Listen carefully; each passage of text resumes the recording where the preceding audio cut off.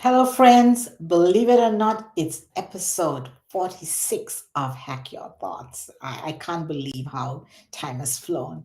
We're still on our series, The Hidden Ways We Shrink Ourselves, and I know many of you out there are really enjoying this conversation. Today, we'll be talking about how do we move from shrinking to take your space. And today's episode is called Stop the Shrink, Start Expanding. Imagine walking into a room, not shrinking, not hesitating, not questioning if you belong. Imagine fully stepping into your space, your voice, your presence without apology, because this isn't about taking from others. It's about finally allowing yourself to be as big as you were meant to be. Not giving yourself permission. You don't need to give yourself permission. You allow yourself to just do it. So, why does this matter? Many of us spend years shrinking, sometimes without realizing it. But shrinking isn't humility. The antidote to shrinking isn't aggression, it's expansion. It's expansion. It's deciding to step into your full self without needing permission, just allowing yourself. This isn't about being the loudest in the room. It's about being the most fully you in the room. So here are some questions, to ponder before we dive in. What would happen if you stopped holding back? Think about that. What's one area where you've been quiet for so long? What is that one area? Today's hack is stop the shrink, start expanding. Choose one way to take up more space today. Find that one place where you can take up more space. Speak up.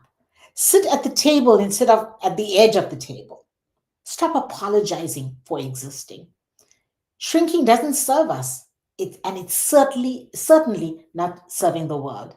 So let's talk about how we shift from shrinking to expanding and what it really means to reclaim your space.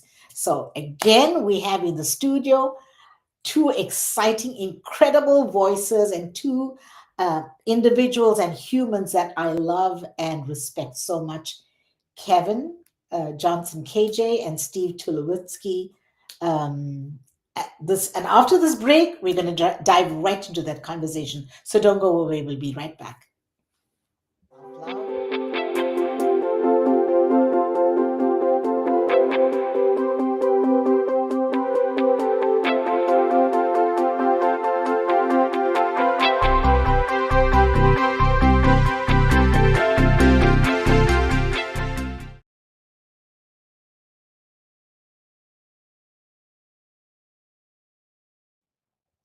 Welcome back to Hack Your Thoughts. As promised, KJ and Steve are here with me, and I'm so thrilled to have their voices in this conversation about expansion and presence. So let's begin by having each one of you introduce yourself. I know you did that last week, but let's go ahead and introduce yourselves again, just in case there's somebody new that's listening in. So, Steve, do you want to go ahead? Yeah, I will go ahead. I was gonna shrink away, but I'll go for it, full throated. I'm Steve Tulowitzki. I am a wonderful father. I thought of that in preparation for this because Chloe, you told me that once. I was having a tough time. I was doubting myself, and you just said, "Steve, you're a wonderful father." And I kind of shrinked away, and you probably said it 3 or 4 times straight to me. My girls, Zoe and Lana, are the most important thing in my world. For them, I became a coach, a leadership coach. For them, I want to keep getting better at all of this stuff every day because through our children is how we make the world a different place. Mm. And yeah, so that's me. I am a leadership coach and lucky to be friends with you and KJ. I love that because family and the ones that are dear to us is where we can be our most real self, where we should be our most real self. Mhm. And I feel that way with Jethro, even though sometimes I want to pull my hair, but he helped me to show up in my real full self. Mhm. Um, KJ. Yeah, thanks for that opening, Steve. I was thinking about that earlier myself. The first folks I ever coached in my life were my children, Mm. and Andrea, Kevin, and Alyssa. To this day, we talk pretty frequently, especially recently. Now we have a daily check-in around, accomplishments. Like, what have you done today? What have you Mm. accomplished today? Which makes my heart really really full, to be able to know that we can connect and talk about things that are important to us. Sometimes it's just, what have you done today? Oh, I worked out today. That's it. That's my accomplishment. Great. Did you stay in bed and sleep late? Yes, that's even an accomplishment nowadays. Having good rest. Rest is Well, rebellion. Having a rested heart is rebellion nowadays, and it's resistance. So, I've been doing this coaching thing for 26 years now, and love the work that I do. I live in Costa Rica, and I do work around the world, remotely and in person. So, that's my introduction. Wow.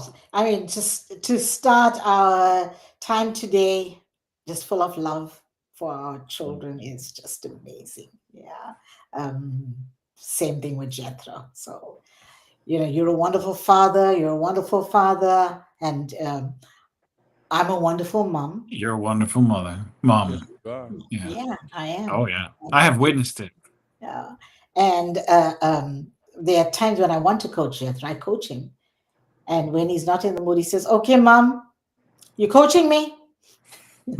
Ah, okay, right, exactly. So KJ, it's like KJ's waiting for you. KJ, can you please coach Jethro? Can you just help him there? Right. Oh, can you do that for me? You've been there. Oh my God. And you know what? He's so appreciative of your coaching, Mm. which, and we never talk about it. I don't Hmm. ask him. I Hmm. just let him be. Okay, so great Mm. way to dive into the conversation about how we don't shrink for our children. Mm. That's what we Yeah. don't do. Hmm. We show up for them in our full whole self. We give everything. Can How do I we? can I can I riff off of that? Yeah. Because I was thinking, like some of what we're going to talk about. When did I stop shrinking? When did I notice I was shrinking? Zoe was born in 2011, and my whole life changed. And I think prior to that, I shrank at every place that I could in order to what I would now call manipulate people into thinking that I was awesome at whatever I thought they needed me to be awesome at. And it really did put me in a really small place. I didn't know who I was or what I was doing. And she was born, and there was something in me that knew that that wasn't the real me. And it took me a whole year. It took me an acute mental health crisis. It took me to community, to reading, to learning, yeah, to admitting that I wasn't A plus all around 100%, this amazing person. In fact, I had let my ego, which I named later Stego, because he was making a mess of things. I let him shrink me, but not when Zoe was there. Like it took me a while to figure it out, but my whole life has changed since she was there. Mm, yeah. So for, as Nancy Pelosi might say, it's for the children. Um, Mm. Mm. yeah. It's for the I love children. That's that. why we do it. I love it. Now I'm thinking about my son. So let's go from a place of wholeness because we never shrink for them. We want Mm. to be there and show up without everything. Um, so when we're thinking about the shift from shrinking to expanding, so shrinking to expanding, what does expansion actually look like for someone who's been so conditioned to shrink their whole life? Well, you said it at the beginning, that expansion is not necessarily loud, and I think about the metaphor of a balloon. When you open up a balloon, you get a fresh balloon, right? It's really tight, and you almost have to kind of stretch it out a little bit before you try to blow it up. And when you blow into it, it barely makes a move. You have to actually put a great deal of effort to get that balloon to start I to expand, love that. right? And so it's just that first Oh, breath, that first breath of insight, that first breath of I am here. I belong here. And sometimes no one else hears that, but you hear it. And when you start to tell yourself, I belong here, you start to fill in yourself and you start Oh, to expand. That's how I think about it in terms of the initial element, the initial experience of expansion. It doesn't have to be big. It just needs to happen in you. oh my God, that's amazing. That is beautiful. Just that first breath, you give it all you get just to get started, because it's getting started that is the toughest part. Mhm. When the balloon is just like nothing, but just getting started. And once you start, you kind of create a rhythm. Exactly. Every breath starts to expand it even more and more, and it's not as hard as the first breath. So Exactly. that Wow. first breath is critical, but it's not necessarily a loud experience. It's Mm, very personal. It's very quiet, right between you and yourself, yeah. effectively. And all of a sudden, like 3 or 4 breaths in, you say, "What's going on over there?" Then everybody starts to notice, and there's a party coming. There's a reason this balloon is Mhm. there. What I also love about that metaphor, KJ, is that the balloons are manufactured all shrunk to be small, so you can pack them all in one little bag and Wow. ship them around. But that's not really what they're meant to be. That's not Mhm. the reason we have balloons. They're supposed to be expanded and let the party start. Wow. There's an inherent potential in the balloon.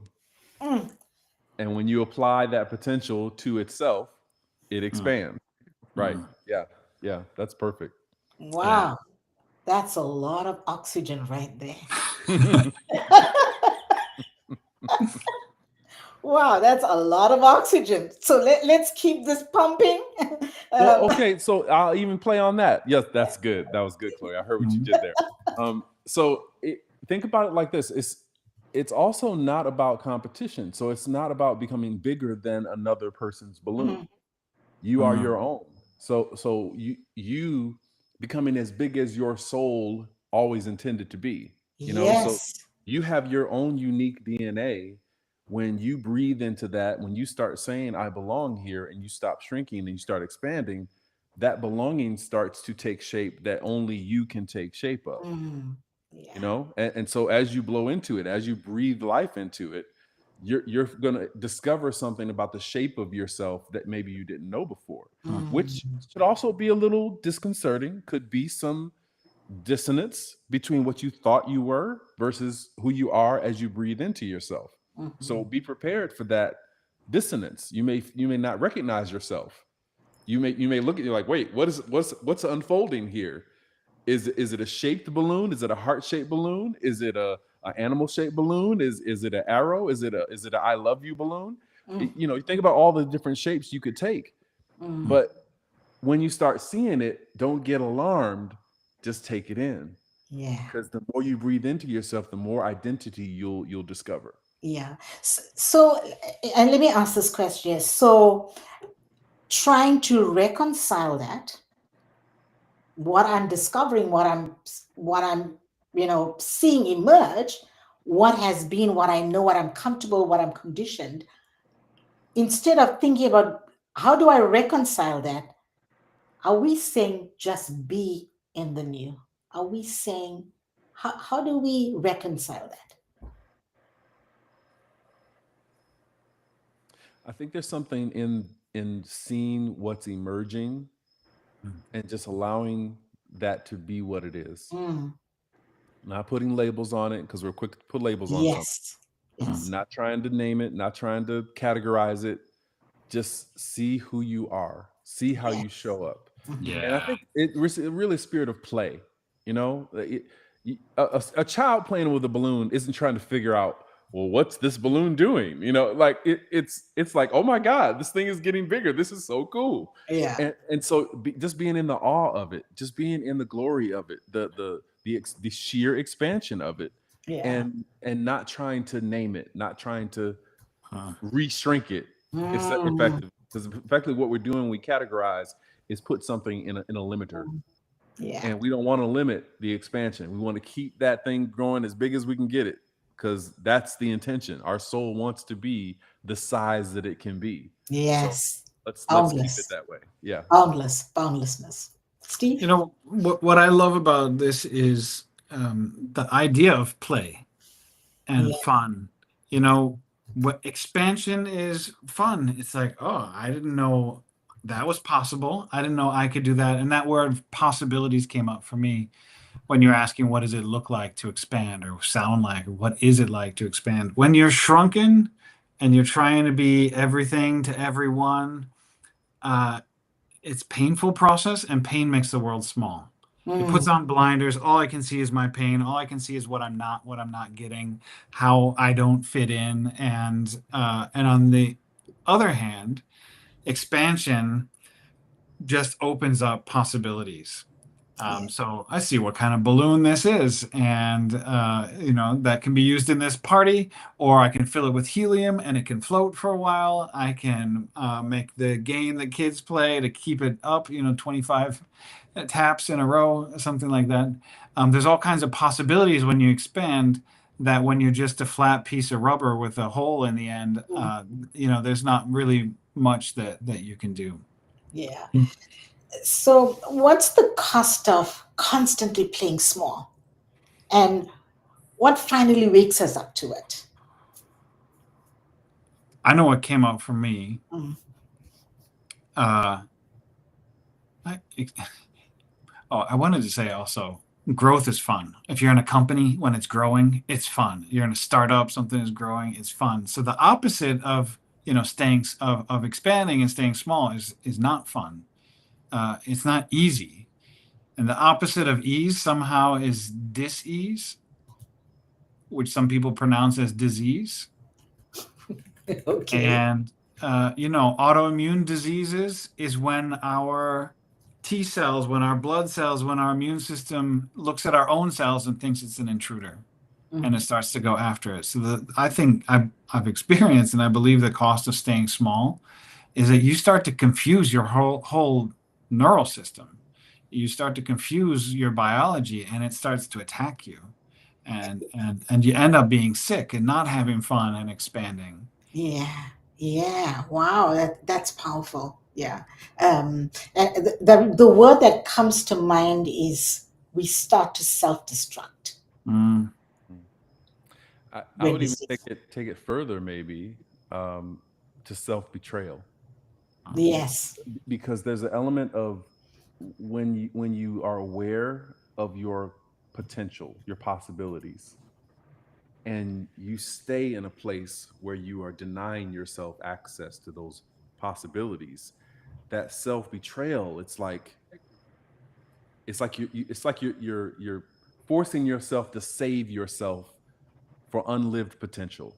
Mm, It's like compound interest, but you're not living out that interest. So you just keep stacking and keep stacking and keep stacking all this potential inside of yourself while you're living out this very small existence. yeah.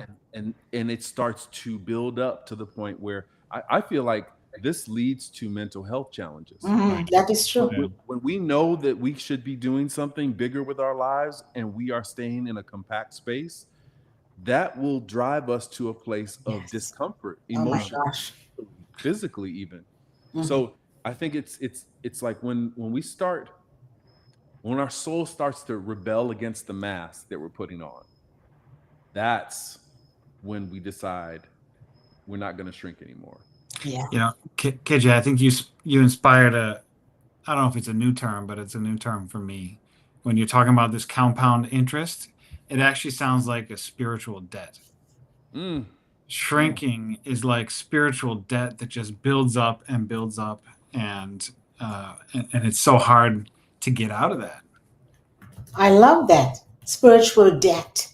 Yeah, Chloe, your book, your this whole podcast is about hacking your thoughts. It's about the operating system of human beings. So I had a couple thoughts here. One is that self-betrayal is like a virus in your operating system. It's Yeah. doing what it's Yeah. not supposed to do, right? Yeah. And so to expand again, you got to run some antivirus software. Yeah. Yeah. It's malware. Hmm. It's malware. That's Hmm. right. It's That's Yep. what it is, and that's why we have Cybersecurity. How do we protect our stuff? And there is a term called technical debt, right? When you're coding a piece of software or a product, you take a shortcut here, you do something that's easy there, and that worked, and then you keep doing that over and over and through different iterations of what is you yourself. I took a shortcut, I made a little fib here, I pretended that I was excited about that there, and all of a sudden you've got all this technical debt, which makes your software, your product, much slower, much less effective and Yeah. clunky. You can still get by, but it's something that you really got to address, that technical debt or spiritual debt, maybe it is here, if you're going to expand. Yeah. As we talking now, I'm just, what's coming to me is, how do we find our algorithm? What's our algorithm? What's that thing that works? What's our formula? How do we nail that? How do we get there? So those are thoughts that are like spinning in my mind right now. How do we get to that formula or that algorithm? Well, that's really interesting. I was thinking about that earlier too, around what does that even look like, the algorithm? And so if we play around with this balloon metaphor, it could just be, what is the ultimate shape of our soul? Yeah. And when we're shrunk, we can't fully see it. Mm. When we fill it up, we can see it, and the algorithm is in the shape. The algorithm is constantly looking for itself, right? So when we like something on some of these social platforms, the algorithm gives us more of that. Mm. And in our own systems, in our own operating systems, the algorithm gives us more of who we are once we recognize it. Yes. But if we shrink, the algorithm will give us more of our shrinkingness, right? If that is a word. Yeah. Right. So the more we identify with who we are, the more the algorithm shifts to give us more of what we see in ourselves. Mm. And that's a self-reinforcing thing, which means when we have the self-betrayal, the algorithm gives us more of that. Thinks that's what we want. Yes. So our Yes. intentions applied to this thing makes the algorithm work. And our intentions to shrink makes the algorithm give us more. And our intentions to expand makes that algorithm do the exact same thing. Okay. So for everybody listening, what's on your feed? What's on your feed right now? Because whatever that's coming up on your feed is how you're thinking, what you're looking at, everything that you're drawn to.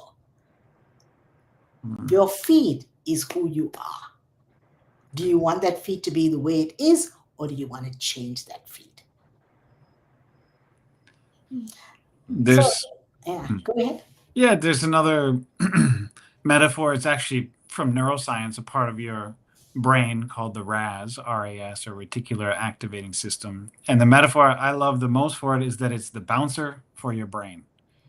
Right? There's a club, maybe there's rhythms inside, maybe Al Gore is playing music inside. That's the Al Gore rhythm. You want to get into that club.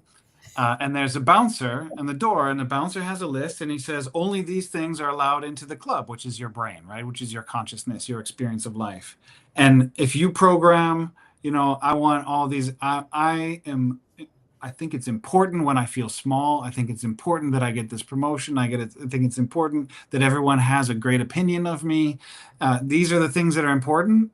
That's what your bouncer starts looking for, and looking for evidence of either good things or bad things. So when you give the bouncer a good list, I want to expand. I want to see what's written on this balloon that I can only see when I blow it up. I want to have fun in my life. I want more clients. I want more great relationships. I want to be on episode 49 of the podcast. You put these things on the list, and then you start to see the opportunities out there as you get bigger and bigger. Yeah, wonderful. Let's go to the next question.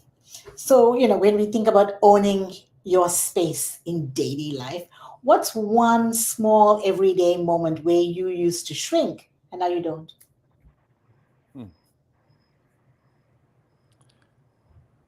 Oh, I got one I've been playing with.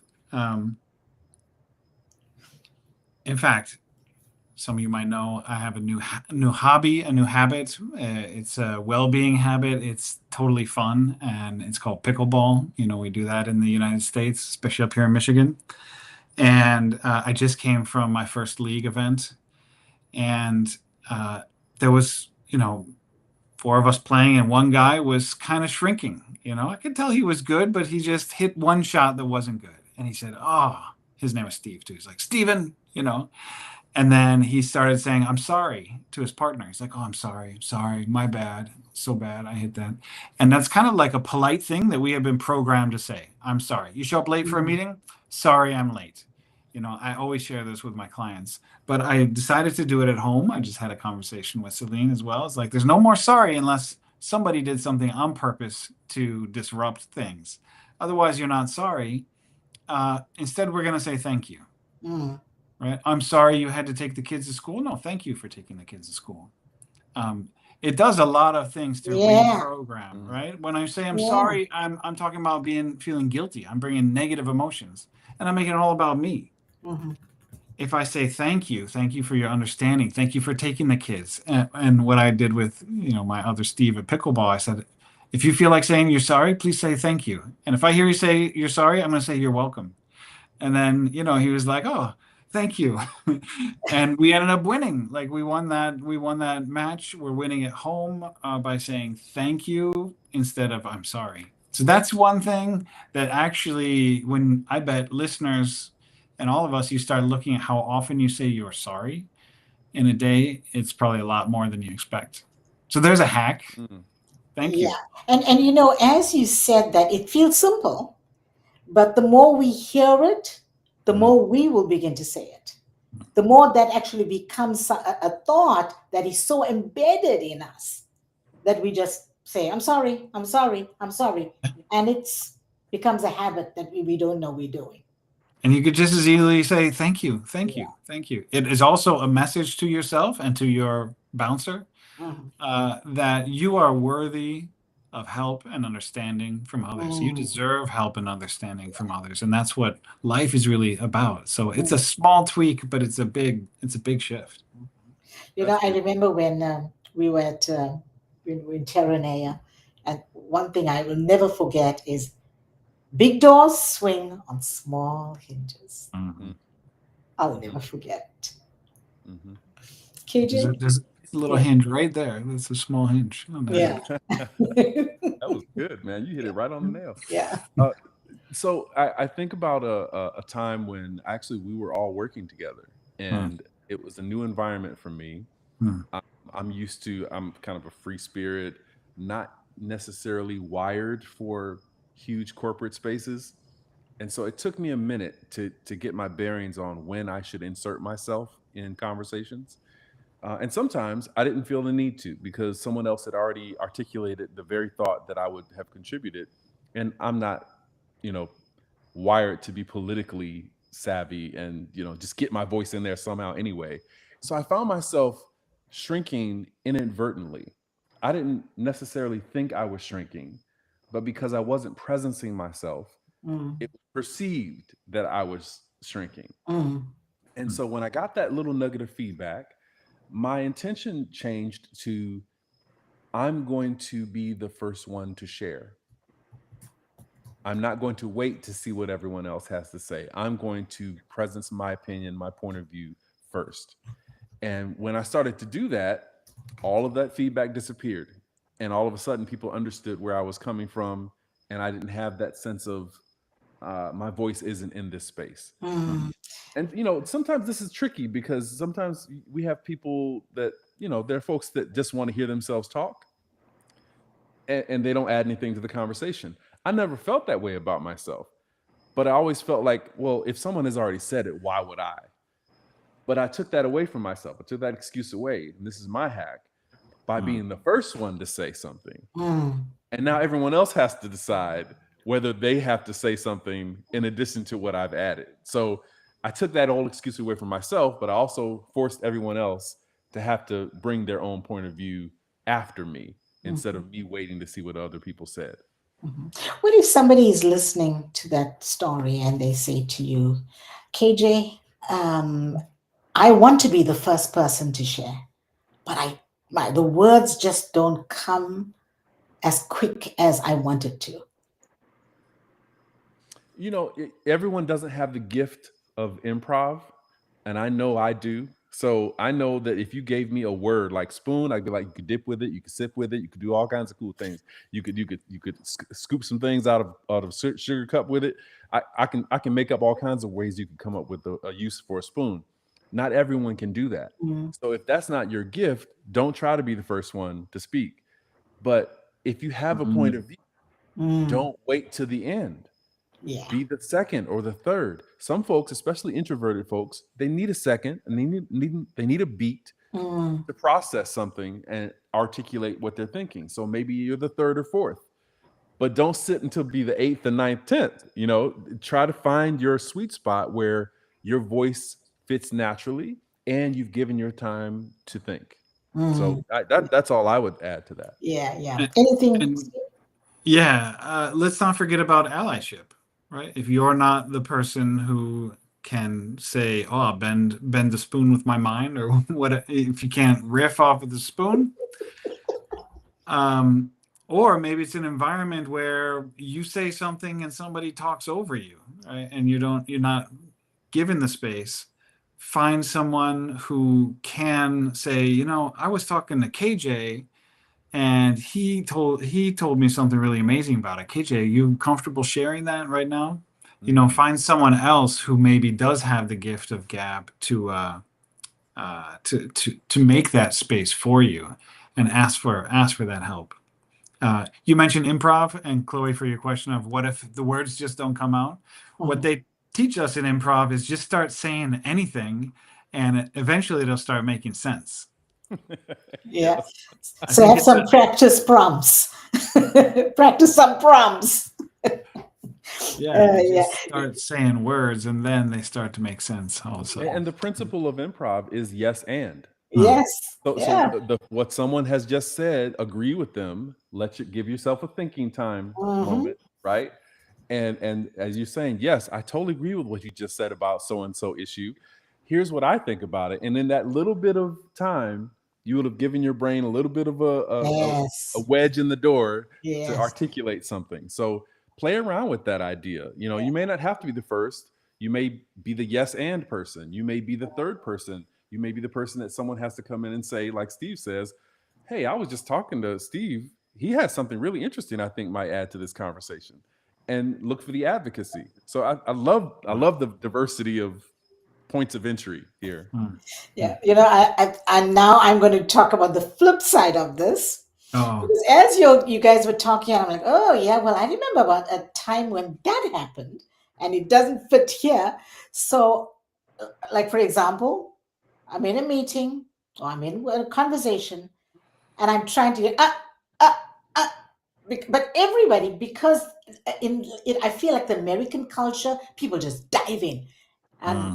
from South Africa, we don't do that. We're very courteous. We want to wait until there's a space.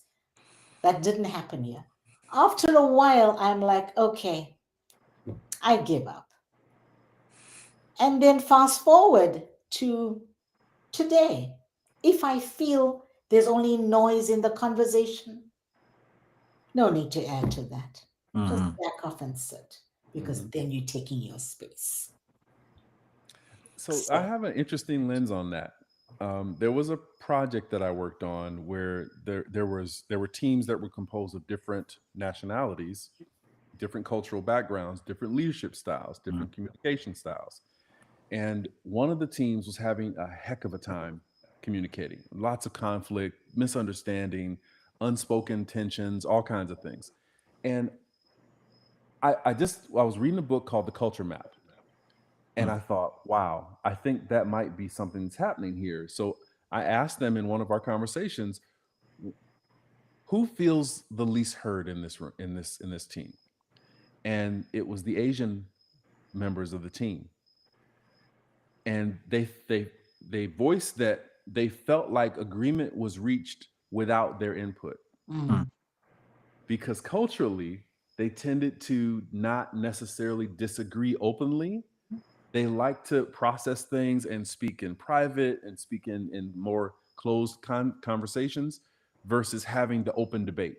mm, And when the other teammates who were Westerners, English, Irish, blah, blah, blah, realized how their cultural differences had been shutting out the other members of the team, it changed the whole dynamic of the conversations. And Yeah. all of a sudden, they became a high performing team in that program Yeah. because they learned how to communicate more effectively Mm, with each other yeah. and invite each other to the conversation Yeah. versus trying to stake their claim in the conversation, Mhm. which is a very Western thing, as you just laid Yeah. out, Doc. Yeah. Yeah. Yeah, Yeah. yeah. Yeah. I know Indian people, and I'm, Indian, do not speak up. Mm, You get the one or two, but just a few that do speak up, that's bold enough. But a lot of Indian people just go with the flow mhm, because we don't want to cause any, ripples here and just we can't, not even a ripple. Forget about waves and mhm, storms. We don't want to even cause a ripple. We just want everything to go smoothly. So the tendency to not rock the boat is there. Let's comply. Let's follow the rules. Let's be the good thing and let's not get picked on. So, that I know that recently I also read that book. So, And see, uh, this is the role of diversity, equity, and inclusion, yeah, right? It's yes. right. So the misappropriation of the concept is flawed Hmm. at the very least. But when you think about what it means to include people, Hmm. to make sure their voice is heard, so you get the value of their point of view and their experience and Hmm. expertise, Yeah, is so much richer.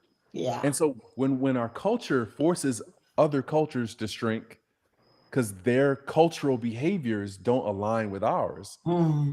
we're missing out on the richness of what they have to offer. Yeah. That's the beauty of inclusion, is that we're drawing from all of the richness around us, not just what we expect and how we want to see it. Hmm. Yeah. So I can speak to the white dudes who might be Okay. out there in the audience. Because I'm a white dude, uh, grew up in the Midwest, got good grades, and if you ask my mom, she would tell you I never said anything wrong or did anything stupid. I'm a perfect angel. And often in my spaces, right, if I speak and I learn how to speak first and I'm clever, I might get rewards for that. And I might take that as positive reinforcement that I should do more and more and more of that. Balloons can pop. We didn't mention that if you blow the balloon so hot, so with so much air, it can pop. So the thing that I had to learn is that maybe not everything, every thought that crossed my mind, and there are a lot of them, needs to be said. And Mm, I learned it, if I can share it quickly, the story, in a really important way, in a sacred place for me. I was in ORSC training, that's team coaching, organizational relationship systems training. And someone in that training was having a real epiphany, and it was around race relations. It was around discrimination she had faced her whole life and was just at that moment seeing it. And now me, I like to be a nice ally, and I read all the books, and I learned so much from actually both of you on this call and so many others about how I could be better, that I just couldn't wait to share, all these observations that I had. And it was totally the wrong moment. She was trying to process this lifelong trauma. And I was like, oh, I know what you're talking about, like looking for points, because that's mm, how I was programmed my whole life. mm, And the instructor, the coach, the masterful coach, he told me in the break on the way to lunch, he's like, Steve, you weren't wrong what you were saying. That was good, important stuff, but it was the wrong moment. mm, That was not the right time. And he said, what I want you to work on is what I call shot selection, Mm, right? If you're playing golf, you can hit the driver every time, And Chloe, I know you love playing golf. It's so much better when you can sit back. If everyone's talking and there's too much going on in some big American or Western Europe conversation, just sit back and watch. Listen to through the lens of your values, your purpose, and for the moment, then you'll see the thing that really does need to be addressed, and mm. then you can speak. So Yeah. that was a big change for me that took painfully probably too long to learn. Mm. Words matter, huh? Mm. mhm. Words matter.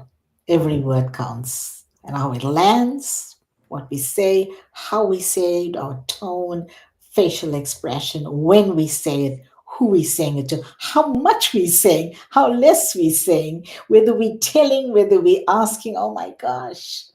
Every response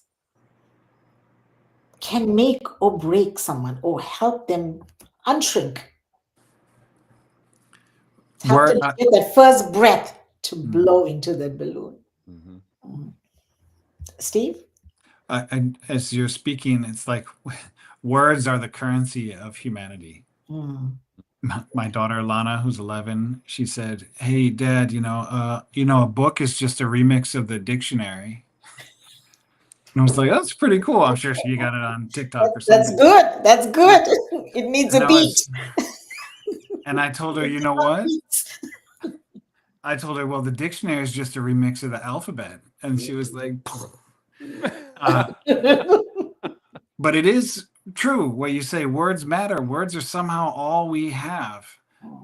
And at a school tour that I took for my daughter's new schools coming up next year, one of the teachers had the word yet, huge 3 letters, YET, on the back of the wall in big, bold yellow letters.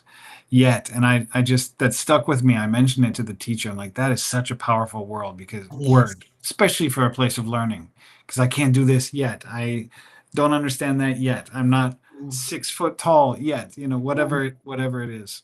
It's such a powerful word. Yeah, Such a powerful that's word. cool. It means your journey has not ended. This is not the end. You It's here yet. You're not so done yet. Yeah. there's an expansion hack for you. 3 little letters, YET. Yes. Yes. So let's go on to our next question. What is one personal ritual or mindset shift that helps you take up space without apology? Mm. One of the things that I've been practicing lately is envisioning my future self. Hmm. When I think about this question, um, the hack for me is like before I make a decision, before a big moment, before I get on the podcast, uh, the question is, who am I being loyal to? My Mm. fear or my future? Mm. Mm. Am I shrinking to my fear, or am I enlarging, expanding to the future self that I envision? Yeah. That's always that's pointing to that yet, the Yeah. person that I am not yet, and as opposed to the person that I'm very familiar with. And whenever I shrink, it's going back to this familiarity and comfort. Mm. But if I'm going towards my future with my thinking, I can't shrink.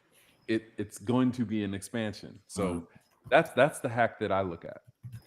You just said something now that I just want to grab on.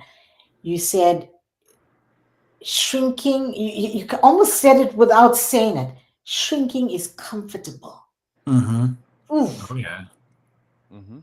Even thinking about that, it kind of irks me. Shrinking is comfortable, and I'm happy to be. I'm comfortable shrunk. Hmm. Hmm. I'm comfortable being a shrunk person. That is so, right there. It's powerful enough to want to say, I need a ritual or a mindset shift, so I'm not being in that place. Mm. Well, it's like the parable of the boat in the harbor. The ship is safest in the harbor, but the ship was never meant to stay in the harbor. For the ship to expand, it doesn't mean the ship gets bigger. It means the ship does what it's supposed to do. Yes. You know, and Yeah. the ship going out on the ocean is risky, but that's what it's supposed Mm. to do. It's built to do that, and so the safety is not the point.